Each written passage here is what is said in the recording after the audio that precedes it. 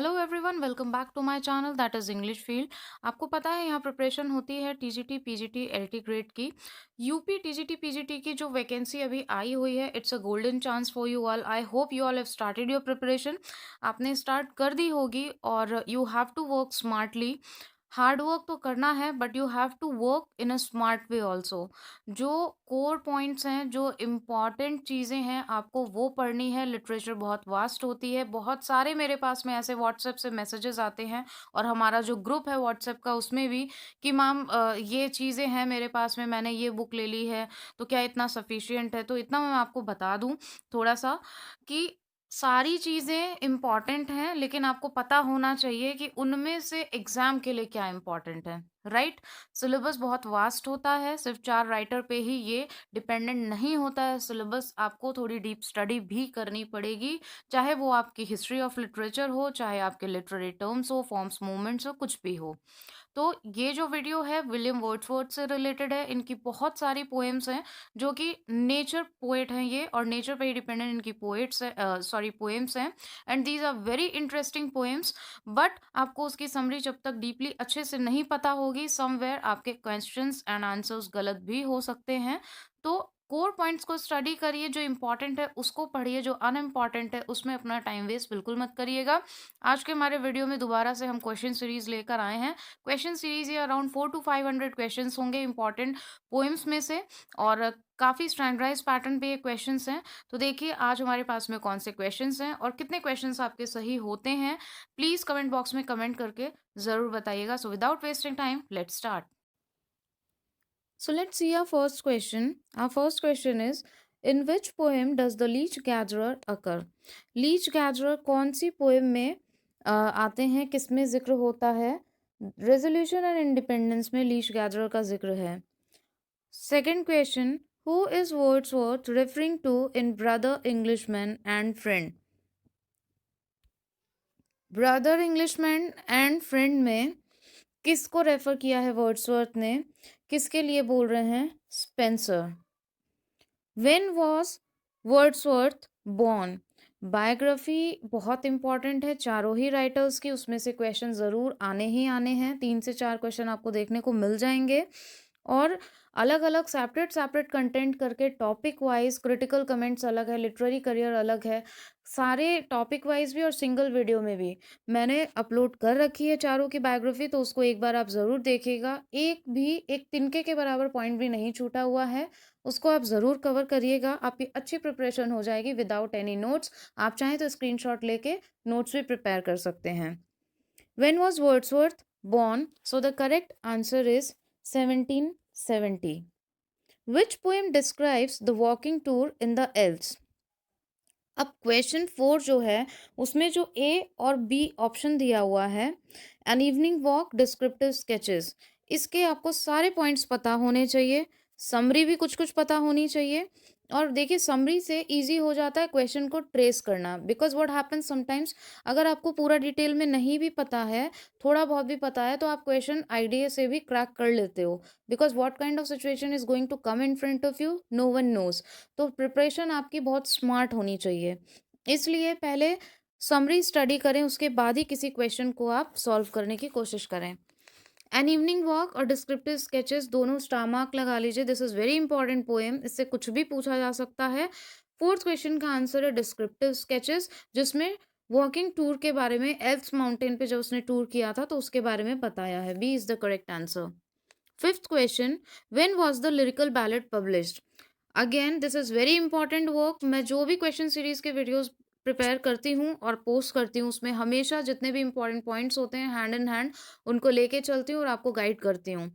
तो when was the lyrical ballet published? Lyrical ballot is very important, इससे बहुत सारे क्वेश्चन आते हैं और 110% इससे क्वेश्चन आता ही आता है।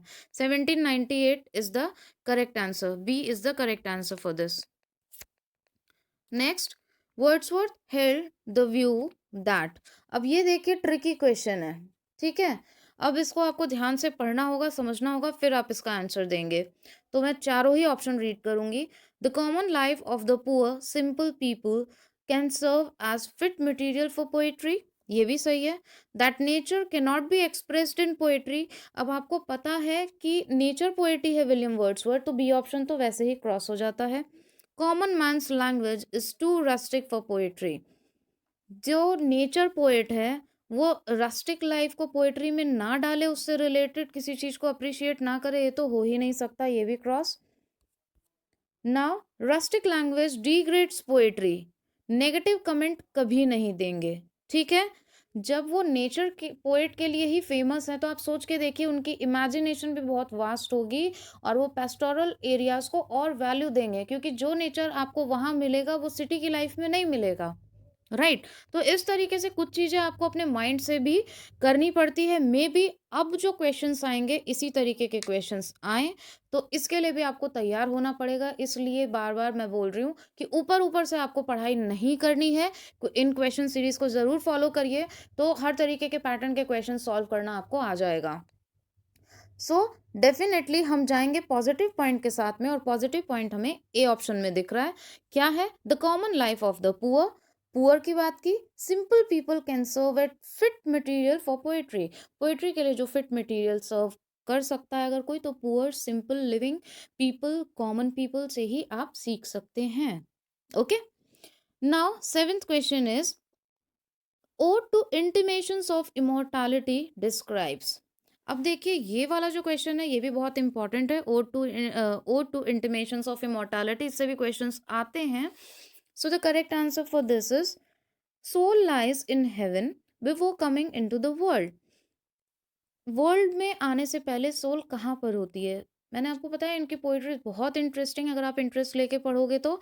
और भूलने जैसा तो कुछ भी नहीं है, ज़्यादा है, लेंदी है थोड़ा सा, लेकिन ऐसा नहीं है कि आपको वो अच्छे से लर्न नहीं होगी। सोल लाइज इन हेवन, तो संसार में आने से पहले हमारी जो आत्मा है वो कहाँ होती है? हेवन में होती है, ठीक है, हेवन से कनेक्टेड होती है। So b is the right answer for question number 7। Now in Tintern Abbey, again very important, आप नोट भी कर सकते हैं hand in hand. In Tintern Abbey whom does Wordsworth refer to? Tintern Abbey ने में Wordsworth ने किसको refer किया है? इनकी सिस्टर का नाम आपको पता होगा, डोरोथी। हिज सिस्टर, अपनी सिस्टर को रेफर किया है। टिंटन अबे का पूरा टेक्स्ट एक्सप्लेनेशन मैंने अपलोड किया हुआ है, उसको आप देख सकते हैं। सारे इंपॉर्टेंट पॉइंट्स भी इस पे अपलोडेड हैं ऑलरेडी, तो इस पोएम को आप अच्छे से यहाँ से प्रिपेयर कर सकते हैं। छोटा सा भी टॉपिक इससे नहीं छूटा हुआ है। Question number 9, the dreary intercourse of daily life shall ever prevail against us or disturb our cheerful faith that all which we hold is full of blessings. From which poem have these lines been taken? अब अगर थोड़ी सी भी आपको summary उनके important work की पता है, poems की पता है, तो इजीली आप इसका आंसर दे देंगे। ये टिंटन एवे से ही है। Okay, let's see our next question. 10th, Michael is a. Michael कैसी पोएम है? वेरी इंपॉर्टेंट क्वेश्चन, ये क्वेश्चन आता भी है। पेस्टोरल पोएम है। माइकल नाम से जिन्होंने अच्छे से स्टडी नहीं किया है वो कुछ भी लगा देते हैं। ऑब्वियसली अगर हमने अच्छे से स्टडी नहीं किया है तो हमारे दिमाग चार तरफ दौड़ेंगे। स्टडी किया है तो आप सही आंसर लगाएंगे। इट इज पेस्टोरल पोएम, जो कि विलेजियस बैकग्राउंड की होती है, राइट। माइकल इज अ, अब जो माइकल कैरेक्टर है वो क्या है? शेफर्ड, ठीक है। पोएम में क्या है? शेफर्ड है। Now stern daughter of the voice of God, where does this line appear? Very important question. Stern daughter, ये कहाँ पे अपीयर हुई है ये लाइन? ओड टू ड्यूटी में। A is the correct answer. Next, Laodamia is, what is this? A narrative poem.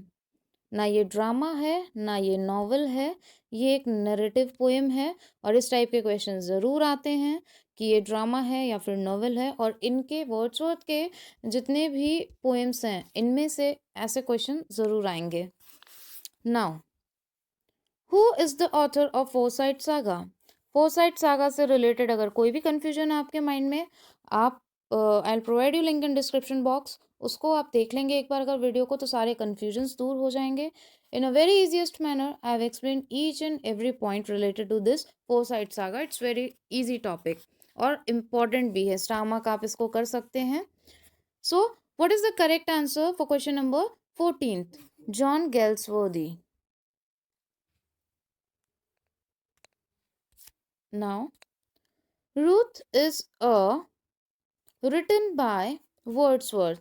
ठीक है, Ruth जो है वो क्या है? वर्स टेल है. रूथ एक वर्स टेल्स में है, वर्स में है. कॉमेडी नहीं है, ड्रामा नहीं है, सटायर नहीं है. Now we walked with open heart and tongue, affection and true, a pair of friends though I was young. The lines have been taken from. इनमें से किस में से, या फिर आप कह सकते हैं कहाँ से ली गई है ये लाइन्स? अ कॉन्वर्सेशन से ली गई है. ये लाइन्स अ कॉन्वर्सेशन से ली गई है. Now very important. Bliss was it in that down to be alive, but to be young was very heaven. These lines have been taken from. इन चारों poem में से कहाँ से ये लाइन ली गई है? Question number 17. आप भी अपना आंसर देख लीजिए. जी हाँ, a is the correct answer. French Revolution. बहुत इंपॉर्टेंट है ये. फ्रेंच रेवोल्यूशन से बहुत सारे क्वेश्चन आते हैं रिलेटेड, और ऑलरेडी एक वीडियो पोस्ट किया हुआ है मैंने जो इंपॉर्टेंट मूवमेंट्स हैं उन पे, तो उसको आप चेकआउट ज़रूर कर लीजिएगा. इंपॉर्टेंट मूवमेंट्स, अगर आप टीजीटी को टारगेट कर रखा है आपने कि हमें एक सीट अपनी पक्की करनी है, तो इंपॉर्टेंट मूवमेंट्स आपको बिल्कुल भी नहीं छोड़ने, उससे क्वेश्चन आना ही आना है. Question number 18. She dwelt among the untrodden ways is a poem dealing with. Very important question. The grief over Lucy's death. Lucy poems में से है. The grief over Lucy's death. D is the correct answer. 19th. Tonight will be a stormy night. You to the town must go. These lines have been taken from. ये सारी बहुत important poems हैं William Wordsworth की, जिनसे question हमेशा आते हैं. So which is the correct answer? Lucy Gray. B is the correct answer. Next and the last question of today. And sings a solitary songs that whistles in the mind. From which poem do these line belong? बहुत ही important lines हैं, और कौन सी poem से ली गई हैं ये आपको बताना है. आप भी सर्च करके बताइए. Lucy grey is the correct answer. अब ये थे आज के क्वेश्चंस. इनको आप भी देखिए कितने क्वेश्चंस आपके करेक्ट हुए. Please to comment in comment box and stay tune for another video. Daily इससे चैनल से एक वीडियो आपको मिलता ही मिलता है, चाहे वो क्वेश्चन सीरीज का हो या फिर any topic related to your TGT और PGT.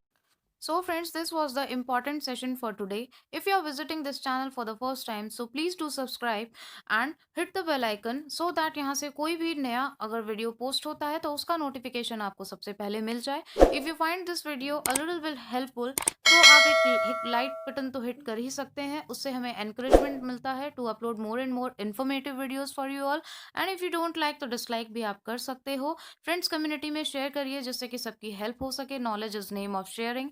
And even if you want to be join yourself in a WhatsApp group, एक हमारा WhatsApp ग्रुप है जिस पे हम प्रैक्टिस सीरीज सॉल्व करते हैं डेली कुछ क्वेश्चंस और टास्क के साथ टॉपिक वाइज.